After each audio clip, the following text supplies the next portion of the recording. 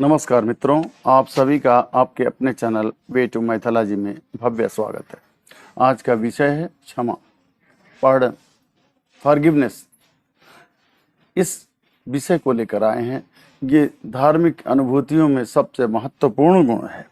किसी भी दया, दान, धर्म, जितने भी परोपकार, सबसे अच्छा क्षमा है, सबसे ज़्यादा महत्वपूर्ण। क्षमाशीलता जिसके अंदर आ गई वो सबसे बड़ा विवेकी आदमी है, जो नीर चीर का विवेक कर सके, अच्छा क्या है बुरा क्या है उसको देख सके और उसको ऐसा मानते हुए अगले की त्रुटि को त्रुटि न माने बल्कि उसे माफ़ कर दे। वो बड़प्पन का हाथ है। जैसे अगर कोई कहे no, tooth for tooth, nail for nail and an eye for an eye. अगर मुझे किसी ने हाथ तोड़ दिया, मुझे मार दिया, तो मैं भी उसका हाथ तोड़ दूं? नहीं, ये कहाँ की बुद्धिमत्ता है। धार्मिक पुरुष ऐसा कभी नहीं करेगा। वो तो क्षमा करेगा, चलो एक्सीडेंटली उसने कर दिया, इंसिडेंटली ऐसा हो गया। ऐसा नहीं कि हम बदला लेने की, जिस समय हम बदला लेने की बात करते हैं वही हमारी स्थायी प्रवृत्ति में चला जाता है। लेकिन क्षमा जो है वो एक स्वयं में अपने आप एक स्थायी प्रवृत्ति है। गलतियां हमेशा क्षम्य होती हैं। ऐसी कोई गलती नहीं जो क्षमा न की जा सके, यदि व्यक्ति में उन्हें स्वीकार करने का साहस हो। क्षमाशीलता सबसे बड़ा गुण है, सबसे बड़ा वर्च्यू है। क्षमा से इनकार करना खुद को विष पीकर दूसरे के मरने का इंतजार करने जैसा है। अतः हमें सच्ची बात यह है कि क्षमा तभी कर पाएंगे जब हमारे अंदर वीरता हो, जब हम वीर पुरुष की तरह हों। कायर होता है जो बदले की भावना सोचता है। क्षमा वीरस्य आभूषणम, अर्थात क्षमा वीरों का आभूषण है। कायर लोग इसको डील ही नहीं कर सकते, वो दे ही नहीं सकते। वो बोलेंगे ठीक है, मुझे कोई एक डंडा मारा है, मैं उसको 2 डंडा मारूंगा। और जहाँ ये बदले की भावना आई, जहाँ प्रतिस्पर्धा की बात आई कि उसने मेरा इतना डैमेज किया है, मैं उसका डबल करूंगा, इंस्टेड ऑफ फॉरगिविंग। अगर अगला मान कर रहा है, अपोलोजाइज कर रहा है, उसको फॉरगिव करने के बजाय नहीं उसका 2 गुना 4 गुना मैं डैमेज करूंगा, उसकी हिम्मत कैसे हो गई। जहाँ ऐसी सोच आती है वहीं पे महाभारत का जन्म होता है और सर्वदा विनाश हो जाता है। जो बदले की बात करता है कि रिवेंज करूंगा, उसी का नाश होता है सदा। जैसे महाभारत का प्रसंग है, जब द्रौपदी अपने महल में थी, अपनी सहेलियों के साथ थी। दुर्योधन उधर से जा रहा था, बारिश हुई थी, कहीं कहीं पानी था, कहीं सूखा था, और वो ऐसा चल रहा था, शाम का समय था। बार बार वो पैर रखता था कि सूखे में चला जाए, सूखे के बजाय उसका पानी में हर बार छप छप पानी गिर जाता था। और द्रौपदी को बड़ी हंसी आई। इस पर उन्होंने कह दिया, देखो अंधे का बेटा अंधा ही होता है। बस यही छोटी सी बात थी, जहाँ से चिंगारी उत्पन्न हुई, बाद में महाभारत के भयंकर रूप में आई। तो ये बदले की भावना सबसे ज़्यादा प्रलयंकारी है। बदला की भावना कभी मन में भी नहीं आनी चाहिए। ठीक है, किसी ने हमारे साथ दुराचार कर दिया, हमारे साथ मिसबिहेव कर दिया, हम उसके टॉलरेट करें जहाँ तक टॉलरेट करने गया। लेकिन मैं ये नहीं कह रहा हूँ कि सब चीज़ें, कि कोई आपके ऊपर अटेम्प्ट टू मर्डर कर दे, अब बोलेंगे हम उसको क्षमा कर रहे हैं। नहीं नहीं नहीं नहीं। Mistake of fact is excusable but mistake of law is not. Means जो छोटे मोटे पिटी ऑफेंसेस हैं, पिटी चीज़ें हैं, वो एक्सक्यूजेबल है, उसको माफ़ किया जा सकता है। अब कोई नहीं आपकी लाइफ के ऊपर कोई अटेम्प्ट कर दे, बोला जाने दो हमने क्षमा किया, ना ना ना ना, ये तो क्रिमिनल केस को बढ़ावा देना होगा। उतनी चीज़ें क्षमा की जा सकती हैं जो क्षम्य हैं। अक्षम्य चीज़ों को अपराध की श्रेणी में आना आएगा।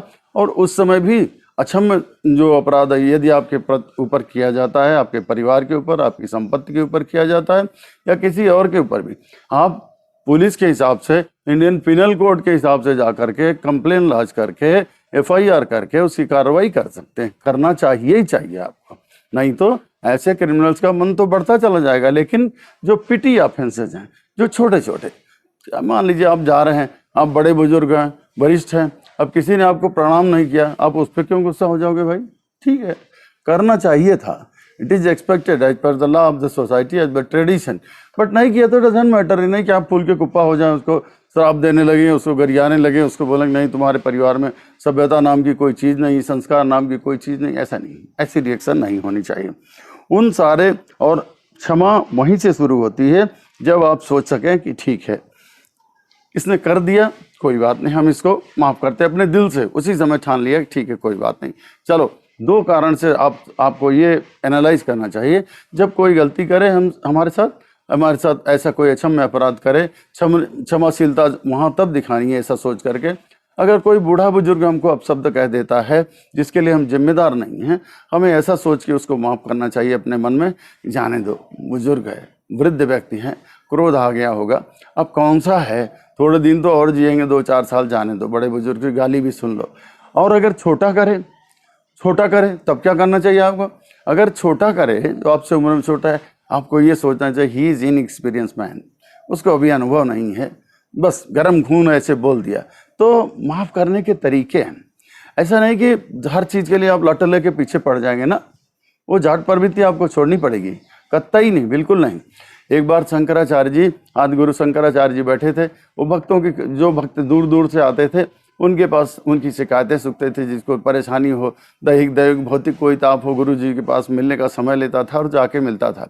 एक सज्जन बनिया महोदय थे, व्यवसायी, वो जा करके बोले, महाराज हमारी दुकान के सामने वाला जो आदमी है हमको दिन रात बहुत गाली देता रहता है, बड़े इस तरह की गालियां देता है, हमसे सहन नहीं होता, हम क्या करें? कई बार उसको मना कर चुके लेकिन मानता ही नहीं, बस देता ही रहता है गाली। शंकराचार्य जी थोड़ी देर चुप रहे, उसके बाद उन्होंने कहा, बेटा देखो, किसी चीज को, कोई चीज मैं आपको तभी दे पाऊंगा जब आप उसको लोगे। For transfer of a thing और प्रॉपर्टी और money, at least 2 people are required. One is the donor and other is acceptor. One is, or in other words, one is giver and other is a taker. But if both are not there, transfer of property, transfer of view, transfer of talks cannot take place. तो अगर वो आपको गाली दिए जा रहा है तो ठीक है, तुम लो ही मत। बोला, महाराज कैसे करेंगे, हमारे सामने दुकान के बैठ के गाली देता है, उसकी दुकान हमारे सामने है, वो गाली दिए चले जाए। बोला, तुम बिल्कुल इग्नोर करो, जैसे सुन ही नहीं रहे हो। बोला, तब फिर हमारी बेइज्जती और हो जाएगी, देखो कोई रिएक्शन नहीं दे रहा। बोला, नहीं, थोड़ी देर करेगा, थोड़े दिन करेगा, उसके बाद सोचेगा इसका तो कोई फायदा नहीं, और हंस के जवाब दो। और बोला कि जब वो गाली देता है आप उसको कुछ मत बोलिए, हंस के उसको और प्रणाम करिए, उसको और सद्भावना की दृष्टि से उसको आदर दीजिए। अपने आप मनुष्य होगा, एक दिन वो पिघल जाएगा। और अगर आप बर्बरता की निशानी पे जाएंगे, मारपीट, लड़ाई झगड़ा, रिटेलिएशन करेंगे, तो ये बढ़ते बढ़ते चला जाएगा, एक दिन उसका भी नाश हो जाएगा और आपका भी। इसलिए सब चीज़ क्षम्य है, आप आराम से इग्नोर कर सकते हैं उन चीज़ों को जिनको इग्नोर करने में ही फायदा है। किसी भी व्यक्ति को नीचा दिखाए बिना उसकी गलती को क्षमा कर देना चाहिए। और रात को सोते समय दिन भर जो कमिटमेंट हुए हैं हमारे, किसने हमको अच्छा कहा, किसने बुरा कहा, किसने प्रशंसा की, किसने बुराई की, भर्त्सना की, उन सब का भी दोष, पाप जो कुछ है उसको क्षमा के रूप में भगवान से प्रार्थना करते समय, रात को जब आप बेड पे जाते सोते रहते हैं, भगवान का ध्यान करिए और उस भार को सब माफ़ कर दीजिए मन ही मन। क्योंकि अगर कोई चीज़, स्ट्रेस, कोई व्यू आप अपने कैरी कर लेते हैं दिमाग में, तो उससे आपकी मांसपेशियां मस्तिष्क की तनाव में आ जाती, वो आपको अनिद्रा काज करेंगी, वो आपको डर, भय, व्याकुलता व्याग करेंगी, उससे और रोगों में आप जाएंगे, तरह तरह की मिस प्लानिंग करेंगे, और वो मस्तिष्क की मांसपेशियां थोड़े दिनों में शारीरिक मांसपेशियों में बदल जाएंगे। उससे आपको अनिद्रा की बात बढ़ेगी, मस्तिष्क में ज्वर आ सकता है, आपको सिर दर्द हो सकता है, बदन दर्द हो सकता है, मतलब हर तरह से वो अनिष्टकारी है। आपने कैरी फॉरवर्ड किया नहीं उसको कि आपको अनिष्ट शुरू हो गया आपके शरीर के साथ, आपके मन के साथ, आपके दिमाग के साथ। इसलिए उसको क्षमा कर देना वीरता की तरह से। और ये क्षमा ही नहीं कर देना, सच्ची क्षमा वो है जब आप उसको अपने मन से कहेंगे कि आपके उन सारी चीज़ों के लिए आपको धन्यवाद, उसके लिए धन्यवाद देता हूँ। गांधी जी यही तो कहते थे, बोला अगर आपको एक चाटा कोई मारता है, उसको मुस्कुरा के दूसरा गाल भी उसकी तरफ कर दीजिए। यदि उसके अंदर विवेकशीलता होगी, मारने वाले के मनुष्य होगा, तो कम से कम ऐसा नहीं करेगा। लेकिन इसका अपवाद भी है।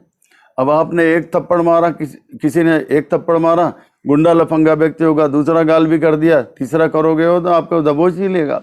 इतना भी नहीं सहज, मनुष्य को परख करके ही तब इस तरह के आख्यान हमें करने चाहिए। ऐसा नहीं सठे साठ्यम च समाचरित, रोज आना यही बात बताई जा रही कि अगर दुष्ट के साथ दुष्टता करो, सज्जन के साथ सज्जनता, दुष्ट के साथ दुष्टता, बर्बरता लेकिन नहीं होनी चाहिए, बदले की भावना से नहीं। हमेशा आपको ignorance and tolerance, they go long way in our life and they give us lot of pleasure. बहुत सारे टेंशन अपने आप खत्म हो जाते हैं। इसीलिए, और वो ठेस जब आप उन लोगों की जिन्होंने आपको ठेस पहुंचाई है याद करके उनके भी भले की कामना कर पाएं, वहीं से क्षमा का प्रारंभ होता है। आप भगवान के पास गए, आप रास्ते में कहीं कोई आपके साथ मिसकंडक्ट किया, भगवान के पास शाम को जब प्रार्थना करें, भगवान से उनके लिए भी प्रार्थना कर लो, भगवान मैं तो आपकी शरण में है ही हूँ, उसको भी क्षमा कर देना प्रभु। मैं तो क्षमा कर दिया प्रभु, उसको क्षमा कर दो, ताकि उसको भी बुद्धि विवेक आए, सद्ज्ञान आए, सद्बुद्धि आए और वो भी सही रास्ते पे आ जाए। ये वहाँ से आपकी भलाई सज्जनता शुरू होती है। और रामधारी सिंह दिनकर ने इसी विषय पे कहा है, क्षमा सोवती उस भुजंग को जिसके पास गरल हो, उसको क्या जो दंतहीन विषरहित विनीत सरल हो। अर्थात जो प्रतिभाशाली है, जो प्रभावशाली है, जिसके पास प्रभुत्व है, जिसके पास गुरुता है, वो छोटे को क्षमा कर सकता है। अब कोई इसका अपवाद कहे कि एक लड़का चला जा रहा था, उसने आप बड़े हैं, आप वरिष्ठ हैं, एक लड़का चला जा रहा था, उसने पत्थर खींच के मार दिया। अब आप तो कर रहे हो, उसने बोला, उल्टा बच्चा ही बोला कि मैंने तुमको माफ़ किया, जाओ, गलती उसी ने किया, वही बोला तुमको माफ़ किया। ऐसा नहीं। या मान लो आपने कोई गलती किया चौराहे पे, पुलिस वाले ने कुछ अपशब्द कर दिया, अपशब्द कह दिया, अब आप बोलते हो, पुलिस का दरोगा और आके कुछ और 2-4 बात बोल दिया आपको हड़काने चमकाने के लिए। अब आप वहाँ से चुपचाप तो दुम दबा के चले आए, घर में आके आप बोलते हैं कि मैंने उसको क्षमा कर दिया। ये दिस इज नॉट कॉल्ड क्षमा ना, दिस इज नॉट कॉल्ड क्षमा। जहां आप उच्च स्तर पे हैं, प्रतिभाशाली, आपके अंदर वरीयता है, आपके अंदर सीनियरिटी है, आपके अंदर पावर है, तभी, क्योंकि क्षमा सोवती उस भुजंग को जिसके पास गरल हो, उसको क्या जो दंतहीन विषरहित विनीत सरल हो। उस सांप से क्या डरना जो विषरहित होगा, जो सरल होगा, उसको कोई पूछेगा नहीं, कोई जाते आते एक लात मारेगा। लेकिन जिस विषधर के बारे में पता रहेगा, जिस विषैले जानवर के बारे में बड़ा जहरीला है, लोग रास्ता छोड़ देंगे, रोड ही छोड़ देंगे, पीछे के रास्ते से 1 मील दूर से भागेंगे, छोड़ो भैया वहाँ सांप है, नहीं जाएंगे। क्षमाशीलता धार्मिक गुणों में सर्वोपरि है और ये 2 वे प्रोसेस है, एक्सेप्टर डोनर दोनों चाहिए। अतः हमें अपने जीवन में 3 संसाधनों को सदा अपने पास रखना चाहिए। 3 मोस्ट रिसोर्सफुल रिसोर्सेज हैं। वो क्या हैं? नंबर 1 प्रेम, दूसरा प्रार्थना और तीसरा क्षमा। प्रेम का मतलब हमें सदा सबसे प्रेम करना चाहिए, और जब हम प्रेम का बीज बोएंगे तो प्रेम की फसल काटेंगे। Love begets love, hatred begets hatred. इसलिए सदैव प्रेम का संचालन करें, प्रेम ही लें, प्रेम ही दें, प्रेम से ही सब काम करें।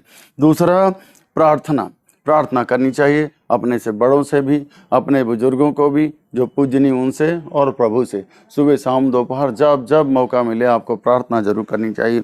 और तीसरा है जो सबसे महत्वपूर्ण, वो है क्षमा। इसलिए 3 संसाधनों को सदा अपने पास रिजर्व रखिए। क्षमा, फॉरगेट एंड फॉरगिवनेस। कोई कुछ हो जाए, संसार की छोटी छोटी चीज़ों को रोजाना सबके साथ घटती रहती हैं। ऐसा नहीं किसी के साथ नहीं घटती, भगवान के साथ भी घटती हैं। क्षमादान समझने का अर्थ है अपने आप को भी क्षमा करना, खुद भी आ जाता है उसी में। यदि कोई आपके साथ कुछ गलत करता है तो वो गलत तो उसने कर ही दिया, तो उसको तो क्षमा किए, साथ में अपने को भी क्षमा कर दीजिए। मान लीजिए उन चीज़ों को आप कैरी फॉरवर्ड करेंगे तो आपने अपने आप को भी नहीं क्षमा किया, वो कैरी फॉरवर्ड होता रहेगा। वो प्रेशर आपके दिमाग में आएगा, मस्तिष्क की मांसपेशियों में आएगा, फिर शरीर की मांसपेशियों में आएगा। वो आपके लिए विकराल लक्षण पैदा करेगा, आप बीमार हो जाएंगे, तरह तरह के दर्द से और कष्ट सहेंगे उसको सोच के। इसलिए सोचना नहीं, उसको वहीं ड्रॉप कर देना, ओमिट कर देना।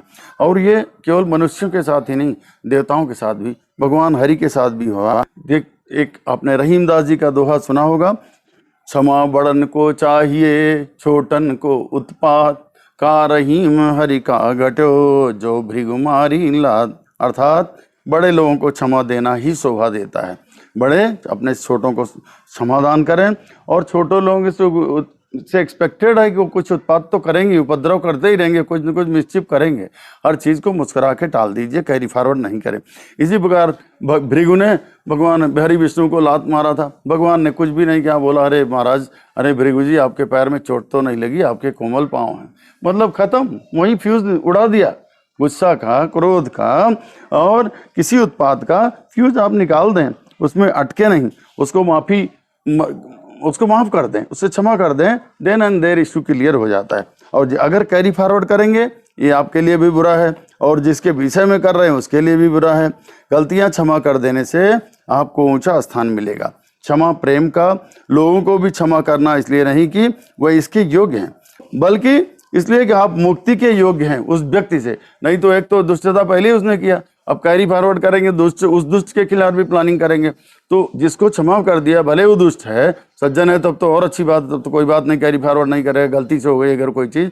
लेकिन यदि वो दुष्ट है और उसको आपने कैरी फॉरवर्ड कर लिया, तो यानी वो दुष्ट व्यक्ति भी, वो पर्सनालिटी भी आपको मुक्त नहीं कर रही है, आप पे अंदर भी मिसचिफ चलता रहेगा और एक दूसरे के लिए हमेशा ये डेंजर प्लान होगा। अतः क्षमाशीलता सबसे बड़ा दान है, क्षमाशीलता से बढ़ करके कुछ भी नहीं है। हमेशा क्षमा करिए और जब गलती हो जाए बुद्धि विवेक से अपनी विवेकशीलता का प्रयोग करें, कभी किसी पर गुस्सा ना करें। यदि बहुत ही अक्षम हो जाए तभी आप ऐसा कुछ रिएक्शन करें। फिर अगर आप कहीं किसी को कुछ करना ही है तो आप कानून को हाथ में न लें, because mistake of law is not excusable, mistake of fact is excusable but mistake of law is not. अगर मिस्टेक ऑफ लॉ मीन्स कानून को हाथ में लाना, जैसे मर्डर कर देना, किसी को चोट पहुंचा देना, किसी की प्रॉपर्टी को नाश कर देना, इस तरह से अगर आप करेंगे that is not excusable in law. Indian penal code will take its own course and you will be punished according to law.